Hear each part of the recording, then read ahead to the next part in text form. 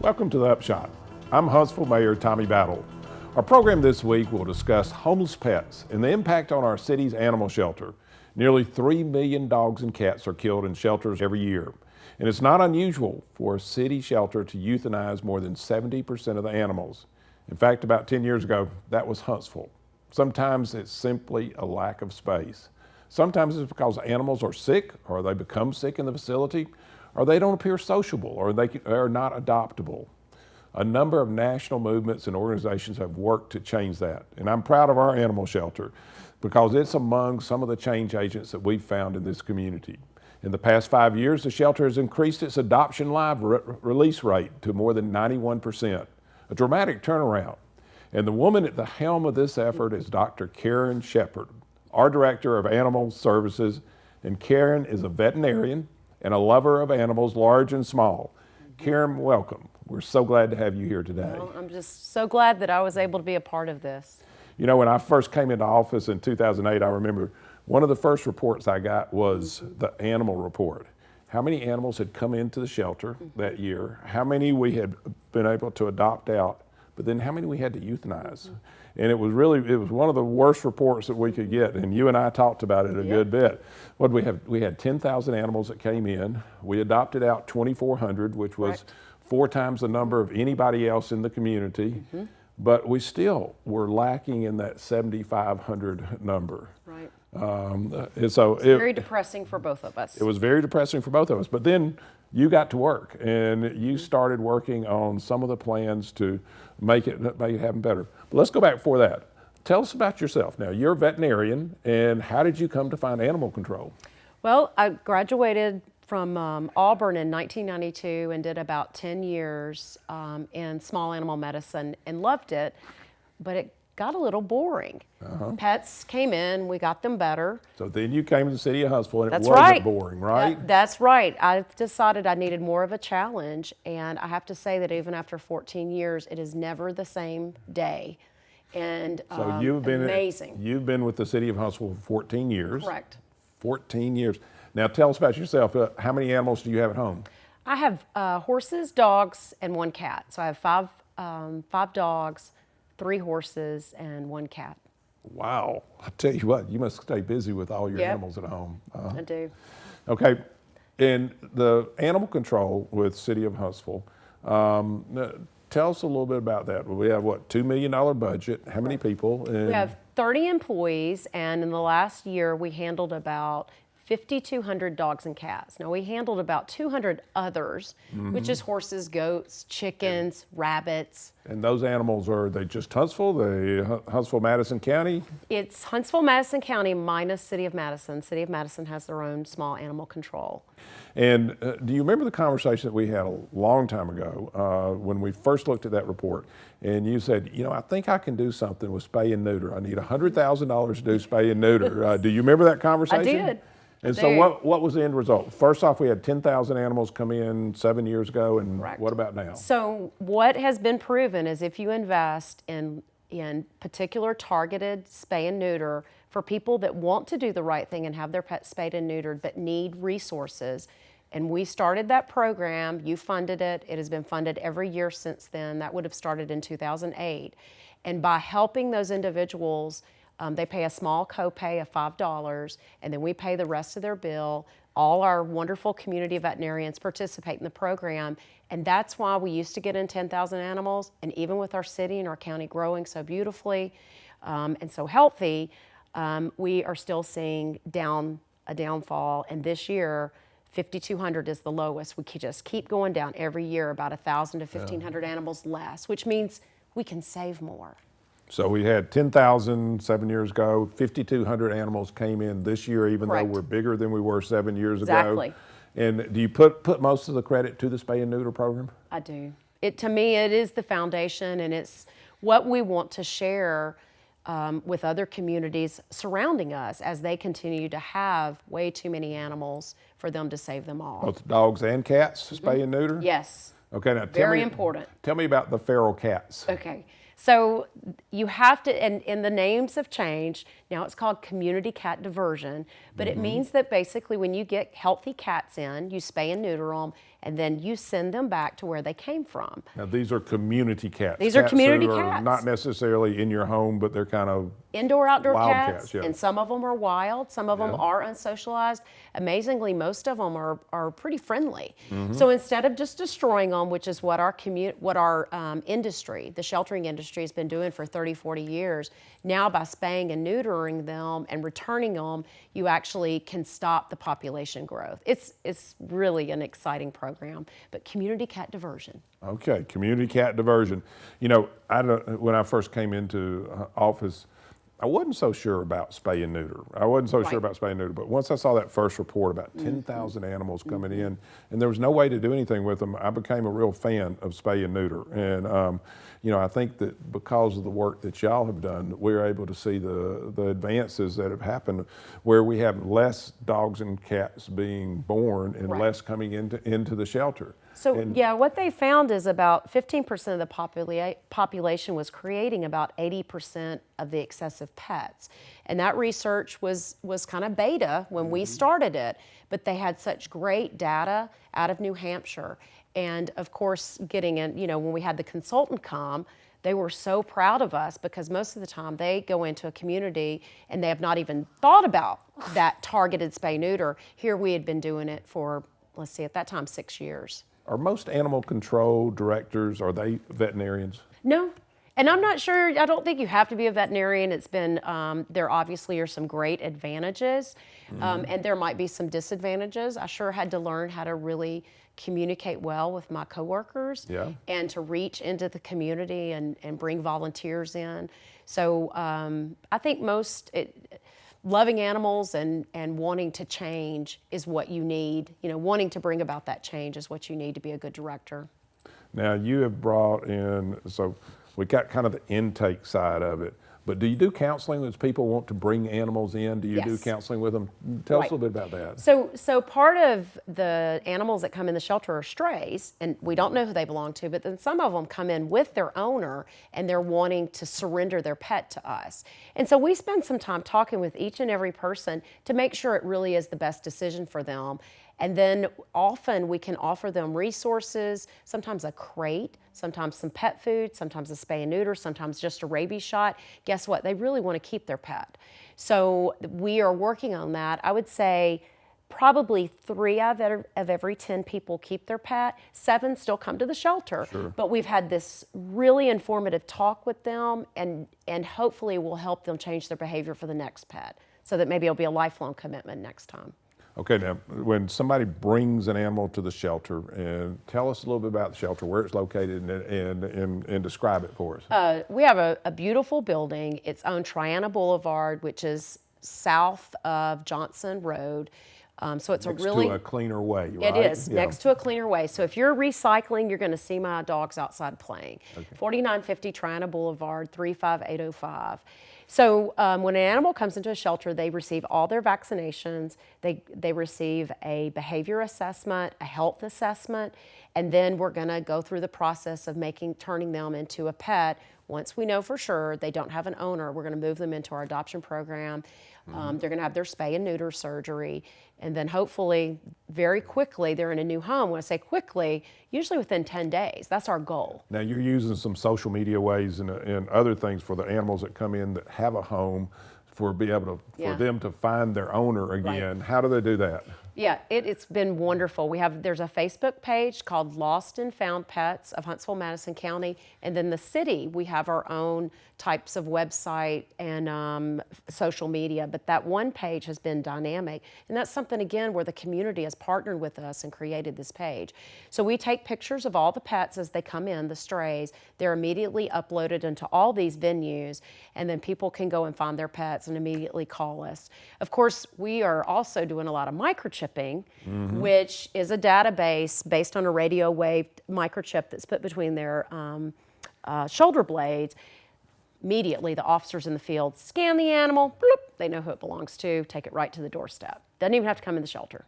Good, good. We love that. I keep thinking, boy, wouldn't that have been handy when I had teenagers, but I don't think that we'll go there. It'll probably, maybe one day. Yeah, probably be a problem.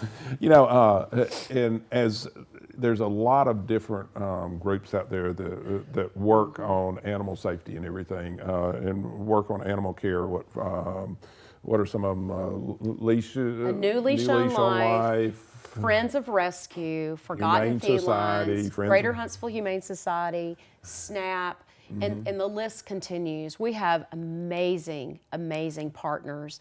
And just coming up this next weekend on January 23rd, we're having a coalition of a lot of our rescue partners coming together. We're doing a big Adoption a Day event at John Hunt Park inside the JC's building, which is just a fabulous venue.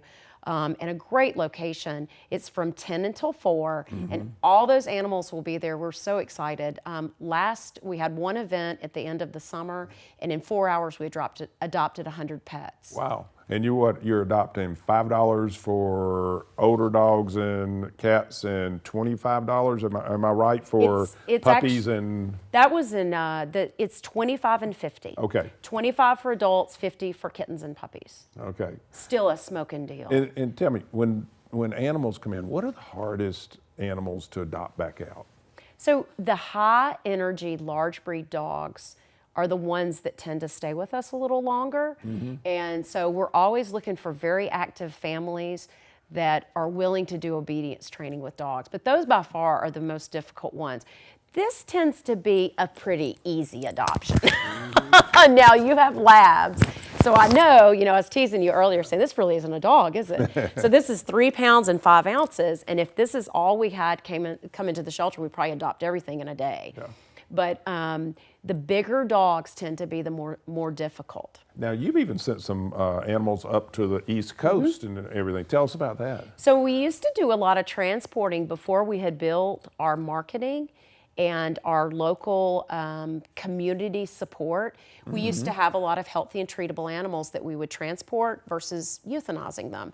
But guess what? We have weaned ourselves off of that, and all of our pets now, except for maybe 1 or 2 every once in a while, all of our pets are adopted locally, right here in the greater Huntsville area. So that means our most highly adoptable pets stay here, which we want people to, where'd you get that wonderful pet? I got it at Huntsville Animal Services on Triana Boulevard. That's what we want everybody to be saying. So we were really thrilled when we were able to stop sending all our puppies and small breeds north. And when they come into the shelter, I think we were talking a couple of weeks ago about the animals having to be on cold floors, and some of the support groups coming in and helping out so that we could actually have beds for the animals to be on. So there's a bed company named Coranda, and they make a really fabulous product for shelters. And we had one individual through social media, that Lost and Found Facebook page did a beautiful job. And I think in 8 days, we had over 100 beds donated. And today, so we've only had the beds a few weeks. And today we're walking through, every one of those dogs is laying on their bed. Now we put a blanket on the bed, and they love them. They love like them. the bed So they're off the floor. Instead of the cold concrete floor. And your facility now, we've talked several times, Right. and there's some things that we want to do to improve the facility and this and that. Tell us about your facility. The building, and it's just kind of harsh to say it, and this is the way all cities were doing back in the 90s and 80s and 70s, but the building was kind of built to bring them in, adopt out a few, but mainly just the thought is we'll never adopt ourselves out of this. So we will always be housing and destroying animals and euthanizing animals. Of course, now we've like flipped the building upside down, essentially, because we're turning it into a housing facility and an adoption facility. But we would like to have bigger kennels for every dog. A beautiful facility, and we're honored to have it. We really are when you look at so many of the southern shelters.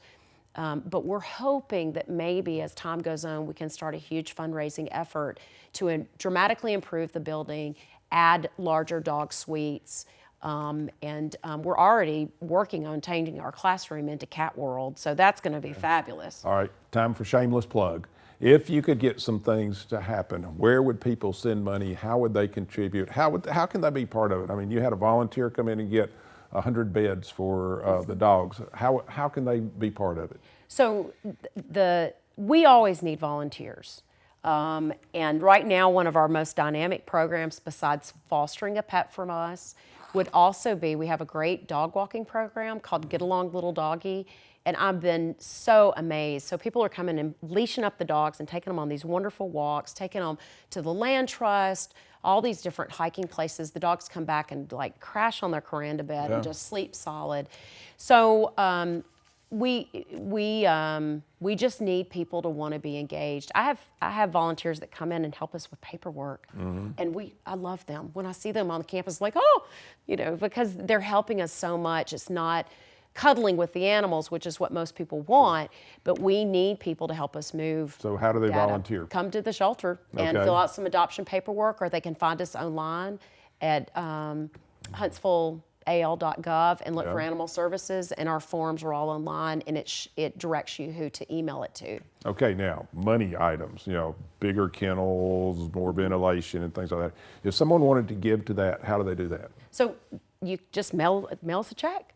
City Tax of Huntsville? deductible, City of Huntsville, Animal Services, and it's run through council as a donation, and we have people donate to us every day. And if someone wanted to call you to find out specific needs about what they could help with and everything else, how do they get hold of you? What's your number over at the Animal Control Center? 256-883-3624, and email is great too. And then I'll give you my cell phone number. Good. Because I'll definitely talk to you. All right. Now, here's a really serious question. What's the craziest thing that you had come in?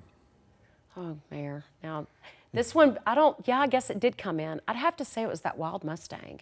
And you probably can tell the story better than me.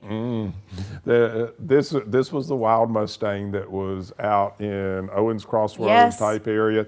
It was running across, and we were trying to keep it from getting on the road so it didn't get run over. Right, and I was so concerned someone was going to get killed hitting this horse on 431 there. And we ended up putting panels up and corralling that animal and found it a great home. But it was a tense moment. Probably number two would be the emu. You had an emu? We had an emu. People used, for a period of time, they were kind of a hobbyist thing. People They farmed emus for a while, yeah. So we had an emu. Her name was Emily. We found her a fabulous home too. So one emu in 14 years. Now, what was the name of the horse? Flash or something like that? That we. I think we named her Fire. Fire, that's right, because she almost got fired on. Yeah, she did. It was very close, because if the horse had come over to 431 and gotten in there, it could have killed somebody if there had been a traffic accident. So we were very concerned, and y'all did a great job corralling that animal, bringing it in.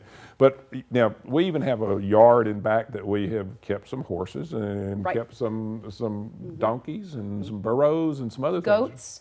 Sheep. We've had a black sheep out there. But it is amazing the species and the variety that we deal with. And of course, I really enjoy it. We've been able to find fabulous homes for all of our livestock, horses.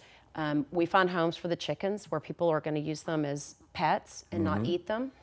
The rabbits, of course, we always turn them into indoor house pets and spay and neuter them. We've just learned so much over the past 10 years, and we want to provide the best care to every species, not just the dogs and cats. But of course, those are our number one customer. All right, now, I think I know the answer to this question, because we get calls every once in a while. Somebody says, I have a fox in my yard. Come get my fox. What do we say? Well, let's figure out if we can live or cohabitate beautifully with this fox. And so we try to work through, that's urban wildlife. It's everywhere. People tend to be more concerned about the bobcats, coyotes, and foxes because they see them as predators and potentially dangerous to humans and to the cats and dogs. But we try to have everybody live in harmony with every species of wildlife. Even black widows and rattlesnakes, but if need be, we're going to get involved, especially if the wildlife truly is posing a threat, and especially if the animal is injured or sick. We are definitely going to be involved, or if it's bitten someone. And that happens very rarely, but people will try to help an injured raccoon or an injured squirrel, and sometimes people get bitten. Okay. Now, you were featured in New York Times, a New York Times article. What was it? How smart animal shelters aim for zero kill for incredible. And talk about some of that. You've gotten some national. I know, it's amazing. publications. I felt very honored. You're a that- star. well, that I have just been in the right place, and that's all there is to it. And but Target Zero was the consultant group that came in, and their marketing or their message is, if you're smart about it, you can achieve this wonderful humane goal. And these were all the rewards.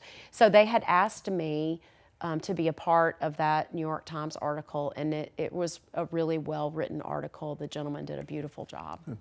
Now, you've made such great strides, and number one, we don't have as many animals coming in. Number two, we're adopting out many more animals than we have in the past. And I see you on social media and Twitter, and then I see all the signs that you have in the elevators at the city and out there saying, "Come adopt an animal." How many promotions do y'all do a year? So last year we did probably 6. This year we'll probably end up doing 6 to 8. We're trying to figure that out because the goal is that each pet not spend as much time, as least amount of time in the shelter as possible. So we're wondering, can we do a promotion every 30 days and our animals won't have to be in a kennel? So they'll be in a kennel only 6 days instead of 10. So that's our goal. It's quality of life for our pets every moment is what we're looking at. Well, you have such a great heart for these animals. I mean, we have had some conversations where there have been some tears shed when we've talked about some of the animals and how we can handle them and everything else. And I want to say thank you for doing such a great job. Karen, you have made a big difference in the city of Huntsville, and you've made a big difference in how we approach our domestic pets and what we do with them. And to you, I want to say thank you. Thank you for doing a great job. Thank you, Mayor. Good. All right, Karen, I want to say we appreciate you joining us on our program tonight. This has been our community. You've been our lead person in our community effort to save the animals. But I'm Mayor Tommy Battle, and I want to say we'll see you next time on the Upshot.